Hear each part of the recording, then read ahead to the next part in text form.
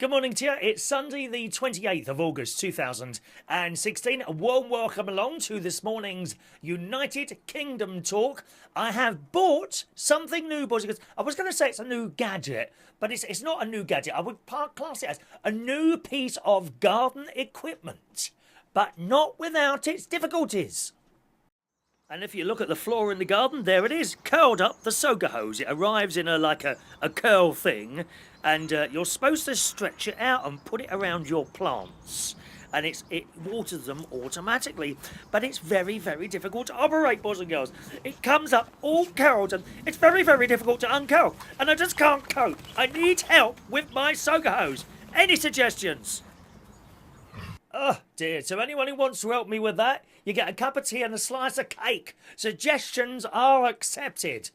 Oh, do you know, I did start putting it in down the end. I don't know if you noticed, the end of it was already in there. Now, blooming hard work it is, because it's just not flexible. Apparently made out of old car tyres. So I'm recycling, boys and girls. Recycling. Like some of the stories I tell here, to be honest. Birthdays are coming up at the end of the show, boys and girls. Now, I mentioned yesterday, there's a young lad in Sydney, in Australia, Jackson. I think he's 20 years old. And he's got this Twitter thing that I don't know how I came across it, but it flashed up. It flashed up, boys and girls, on my screen. And he says, I film everything, yet upload nothing. And he wanted to know if we've got any tips on starting a vlog. Now, you can class what I do as a vlog, a video log, or a chat show, whatever you want to call it.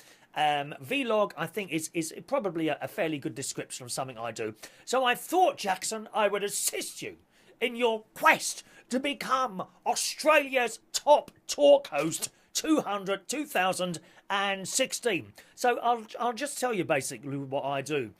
The first thing that's quite important is that you'll probably be going around doing something random. I don't know, going down Byron Beach swimming, and you'll suddenly get an idea, or you'll see something that you think, that would be good to talk about in my show. You've got to write it down quickly, or maybe tap it into your mobile phone. Look, and I get surrounded by little pieces of paper. Here's some here, look, bits of paper here, with writing on them and stuff like that. There's a bit of writing here. Okay, I'm on the back of envelopes, right? Bits of old paper. As soon as you get that idea, write it down, and it doesn't matter where you put it, stuff it in your pocket, and then maybe in a couple of days' time you'll have a pocket full of bits of paper with things. Oh yeah, I remember that. I was going to talk about that, because you won't remember it otherwise. It'll come into your head. So, oh look, there's a shark just eaten someone in Byron Bay. You might want to write that down quickly. Okay, and you don't need to write the whole story. Just write down shark eaten someone Byron Bay, okay? And then you'll remember it all. That's all you need. One line, shove it in your pocket. And then just before you're going to start recording, get yourself a piece of paper, all right, or a book, and write it all down. Now, here is my writing for today, okay? Soaker hose, see that soaker hose? Not necessarily in the right order, but, I might skip from one to the other. I thought your name was on here. No, it's not. Jackson, I had that. I already wanted to do this for you, so I remembered that. Soaker hose, garden breakfast, Lord of all hopefulness, drunk pilots, carry your dead, test card, and birthdays. Okay? Now, so that's what I've got written down in front of me today. So as you hear the show unfold, you'll think, that was in that as well. And so you get that in front of you like that, have a little think about it, and then just simply hit the record button and start talking. And you only need one line. That's all you need, one or a couple of words. And for me, it just kind of flows. That's how I do it. All right, that's how I do it. I also, I look at newspapers in front of me on the screen. I say newspapers, generally online, but I've got loads of papers down here, look.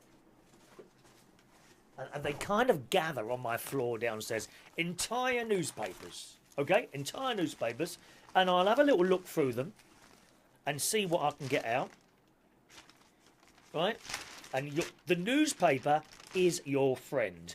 Now, if you're young, male and 20, I would get you into sports. So immediately I've opened this. This is a few days old, this newspaper, and there's bits. here, there's bits about the Olympics. So maybe you could talk about that. You know, if you're into sport. I'm not really into sport. I do a bit of swimming, that's about all. Phone Addict Britain. Now, that'd be a good story. All right, now I haven't read that.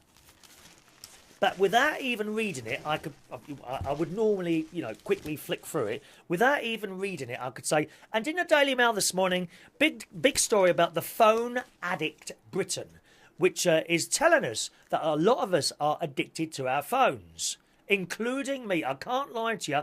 I'm constantly picking up. I cannot watch a TV show anymore without quickly glancing down at my phone every 5 or 10 minutes. And I just check if I've got a message like that. I'm just as guilty as the rest of you. The one thing I don't do is walk across the road doing it. And I've seen that time and time again. People, all right, so I'm just going to stop there. But you see where I'm coming from, Jackson, all right? You can expand on that. And all I've done is read the headline at the top. I haven't read the whole thing. You get a whole show out of that one story. Look, let's see if there's anything about TV. I mean, this is really sad. Look, some mother here, a mother of someone, she's 55, a school cook and daughter in a travel agent are outside in a bar in Manchester. Janet, who barely looks up from her phone, is playing Pokemon Go. Amanda says she's completely addicted to her phone. I told her off when I found out and she downloaded Pokemon. I said, we'll never see you again. And Amanda says, my younger sister and my daughter can sit in the same room as us and text us. And Mum often texts us from downstairs. I mean, you know, this is why people are getting so fat. Because they're not running up and downstairs. But do you see where I'm coming from, Jackson? So that's how I do it. The newspaper is your friend. You can just do an entire show from a newspaper, even if you've done nothing yourself, all right? So that's my suggestion to you. And good luck to you, Jackson. Let's see you do a vlog, a chat show. Entertain us, okay?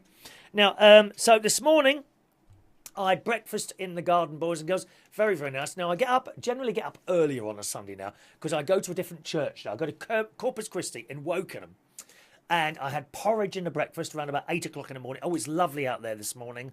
Really nice. And 8 o'clock on a Sunday morning is a really nice time to be up and about. Oh, there's no one around. No one around. I sat there eating my porridge, fed the cat, emptied the cat tray. Oh, the cat is now back in the cat tray and she's not moaning as much. So it must have been to do with her teeth not being clean. Excuse me, let me have a quick dunk of tea here. So she's much better now. Emptied the cat tray, jumped on my bike, went to church, done that. The last hymn was one of my favourites, Lord of All Hopefulness. Sing together now, gang. Lord of all hopefulness, Lord of all joy. Oh, lovely, a powerful number. That was the last hymn. So I did that. And then I went to the bank. I had to put some money in the bank for my wages last night. And then I'm back here talking to you. And I just filmed that little insert for the soaker hose that I'm having so much difficulty with. I can see that going in the bin, to be honest. It was 30 quid, that was. I can see that going in a bin. I will make a couple of attempts to get this damn thing unravelled. Yes. Now, what about this story? Look, drunk pilots, boys and girls. Drunk pilots. Oh, hang on a minute. I've lost the story now. Just a moment, please. One moment, please, while we try and connect you. Your call is important to us, and you will be reconnected. I can't find it. You will be reconnected to a customer services representative as soon as one becomes available. That's the other thing, Jackson. You've got to fill in. If something goes wrong, don't sit there in silence. You've got to fill in, even if you talk crap. I spend most of my life talking crap. Here we go. Look at this. Now, I don't see a problem here. 2 United Airlines pilots have been arrested at Glasgow Airport. Okay, we knew, laddie. I don't know if they spoke like that. They arrested because they were too drunk to fly the plane to New York. Concerns were reportedly raised over the 2 United Airlines pilots. Their plane was due to depart from Glasgow Airport to New York at 9 o'clock in the morning. Police said 2 men aged 35 and 45 were arrested. The flight eventually took off. I mean, I don't have a problem with drunk pilots. They don't do anything anyway now. They don't. They push a couple of buttons and the blooming thing flies itself. They're just there if something goes terribly wrong. And if something does go terribly wrong, we very much doubt they'll be able to do anything about it. Oh, for God's sake. Let them drink. It's safe for the thing to fly on a computer, isn't it? Poor things, honestly. I think they're making something out of nothing, those people there. I really do. So that's the drunk pilots. Now, here's a fantastic idea, boys and girls. I've been holding on to this story for a while now. Keep meaning to bring it up. Now, I am about to show you a graphic image, boys and girls. You may not want to see this. That's what they say on proper telly shows, isn't it? Eh? Proper telly shows, like what William does in Sydney. Oh, yes, on ABC Sydney, my friend William Broughton. Oh, yeah, proper television. So I have to give you that thing. You know, you may want to look away. Now, look at this. Here's an idea for you when people have died. What do you reckon? A Dani tribe, this was a couple of weeks ago in the Daily Mail, has been photographed carrying the smoked, mummified remains of his ancestor. Elie Mabel is holding the remains of Agat Mamet Mabel in the village of Wogi in Wamina in West Papua New Guinea. Is that West Papua New Guinea? Or is it just West Papua? I'm not quite sure where that is. The indigenous tribe live in a remote area of the Papuan Central Highlands. Oh, it all sounds very nice there, dear. All sounds very nice. Mummification process isn't used today, but some ancestors are preserved from hundreds of years ago. So this isn't someone who died recently, you see. Hundreds of years ago. The tribe was accidentally discovered by American zoologist and philanthropologist Richard Archibald in 1938. So there we are. What do you reckon? I think this is a fabulous idea. A fabulous idea.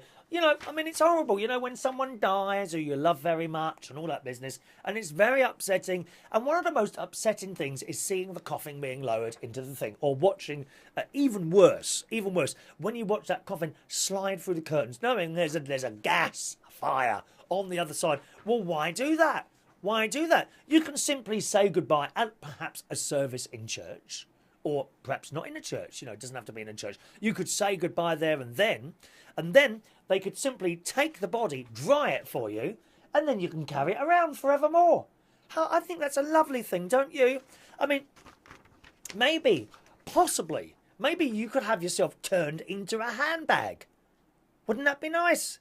So you're in Waitrose or wherever, do your shopping, and then you open your loved one and put the shopping inside. Now, I don't know where you would open them, you know, maybe the mouth or the bum. Or maybe they would have a, you know, like slit open there or something like that. You could open them like a bag, put in your milk and your eggs and your bread, and take them home, and they will always be by your side. I'm sorry, I think these Papua New Guineans have got a good idea here. I think we need to take that up. So that's one little dead story. There's another one here. Zombie chick. Now this, also in the Daily Mail, is a couple of years old. A ritual, an Indonesian province's bizarre annual ritual of, are you ready for this? Digging up the dead to give them a wash, groom, and dress them in new clothes. What a fabulous idea. I mean, let's be honest. You know, if you're in a coffin, presumably, you know, if you're in a coffin and you haven't been preserved and made into some sort of bag, if you're in a coffin, you don't look your best after a while, do you? Be honest. Do you know what I mean? After the body starts decomposing, you do not look your best anymore. So why not dig us up again, do us all up, you know, a little bit of a wash, perhaps a new clothes, and then put us back in, all clean and bright once again. I think that's a wonderful idea. We're missing out on a lot of things here in the UK. We really are. Families dig up their relatives to freshen them up, and even dead children and babies are exhumed. Bodies are then taken to the place where they have died and dragged back to the village via paths of straight lines. Any suggestion? Anyone want that done? Come on, let me know. Just put a little message underneath there, or let me know something like that. Or maybe you've got a better idea of something to do. What do you want to have done to you? Assuming that it's not a normal thing. You know, if you're going to, please don't bother with it. You're going to go, you know, oh, I want to be buried. Oh, I want to be cremated. Oh, I want to be chucked out at sea. No, we want something unusual. What would you actually, if you could have anything done to yourself, what would you want yourself done to you when you're dead? Eh? Who wants to be a paperweight? Oh, there could be some very, very big paperweights out there. I'm telling you that now. Who would like to be cut into small pieces and made perhaps into cat food?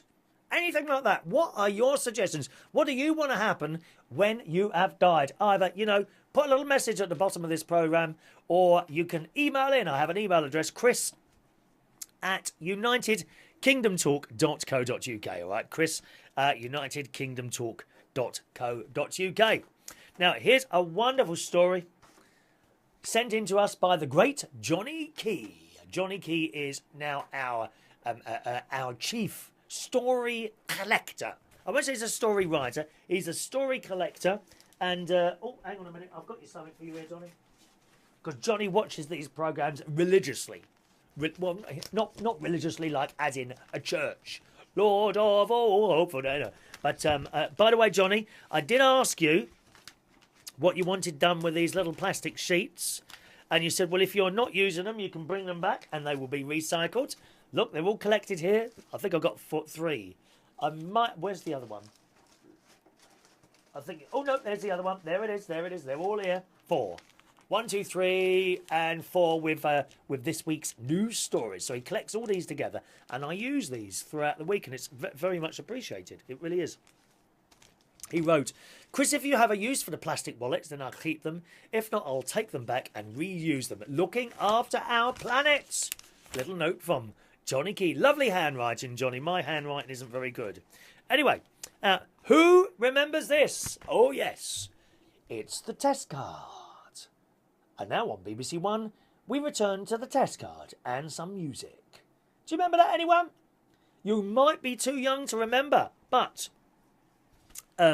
when television used to close down, because it never used to be 24 hours, when it closed down, they would put this on before they went off air.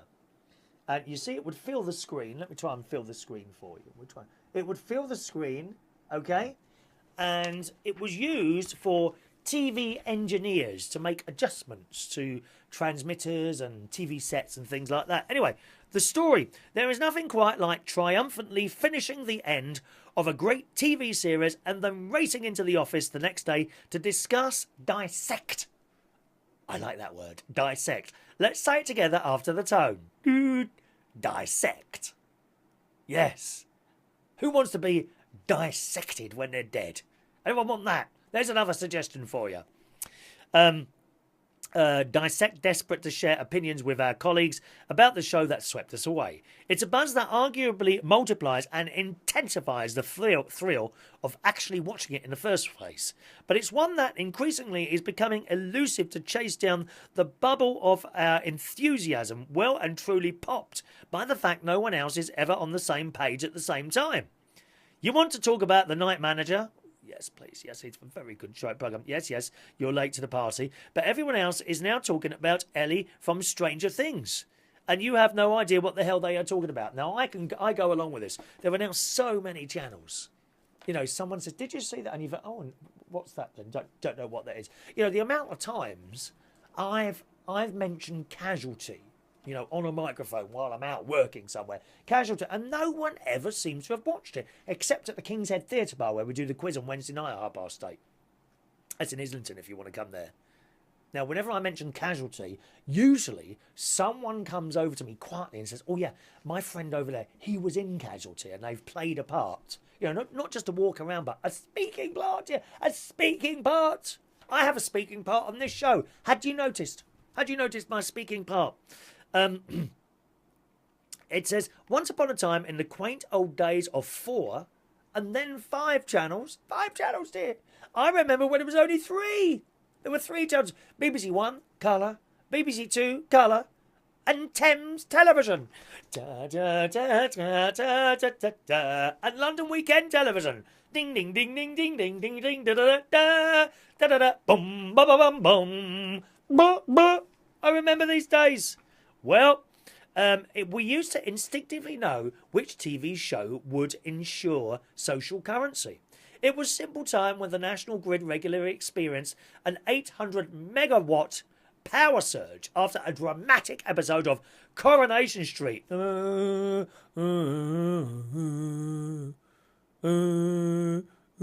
it's so depressing, that music. the equivalent to 300,000 kettles simultaneously being switched on for a restorative cup of tea. We could rely on a lively debate the following day. Now we are overwhelmed with choice and cannot keep up. It's just dreadful. We can watch anywhere at the same time on tablets, in bed, smartphones and everything else. But no. They say in this article that modern TV is much better than ever. But too much choice has created its own set of problems. And the story goes on there.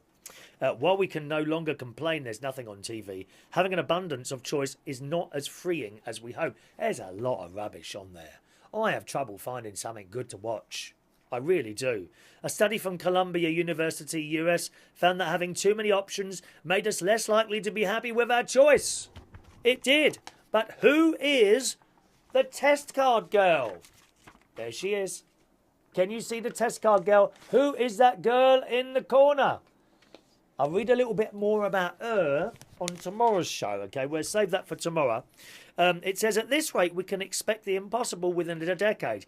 We may find ourselves actually surrounded by our favourite shows. Sky already built in a virtual reality studio, and virtual reality seems to be the industry's next big leap forward. So you're going to be watching programmes, I don't know, in Rocky Mountains and things like that, and they won't actually be there. They'll be in a studio. But if you ever wondered a little bit more about this girl here, this girl in the picture, who my nan met. My nan, nan's no longer with us. My nan actually met her. Then we'll do a little bit more of that tomorrow. All right, boys and girls. Meanwhile, let's do today's birthdays. Very, very important birthdays this morning, boys and girls. Happy birthday today to Angela Gallagher. Happy birthday, Angela. And I do love that picture on your Facebook wall of all the little flowers. Is that your house? All the flowers. We like a garden, Angela. And yours looks wonderful. Happy birthday, Angela.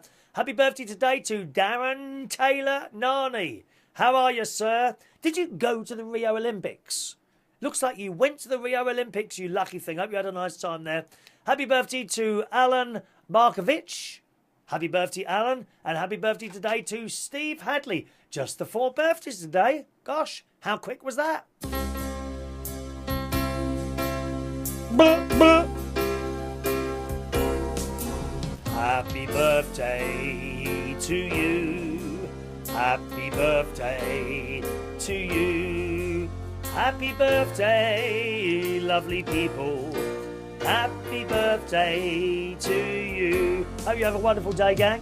Okay, tonight is Sunday night, and I shall be hosting karaoke this evening at the Golden Lion in Sydenham High Road, Sydenham, from 8 o'clock at night until 12 midnight. Do come and join us. I think we've got a busload of people coming along tonight. Perhaps a minibus. I think possibly from... I think down south somewhere. I can't remember wherever they're coming from now. But I'm sure they're coming along this evening. So hopefully they will do, and they'll have a lovely time. Once again, karaoke tonight and every Sunday. The Golden Lion in Sydenham High Street. Is it Sydenham High Street or Sydenham High Road? Do you want me to look? I'll look for you. One moment, please. We're now trying to connect your call. Please hold the line.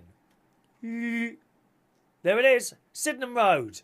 Okay, the Golden Lion. 116 Sydenham Road, South East 26 in London. It's right next to Lidl.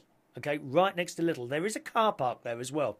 If you were coming down the hill, turn right straight after Lidl, and you'll go down like a little alleyway, and the car park's in there on the right. Starts at 8 o'clock, finishes at 12 midnight, hosted by myself, and that's every Sunday. All right.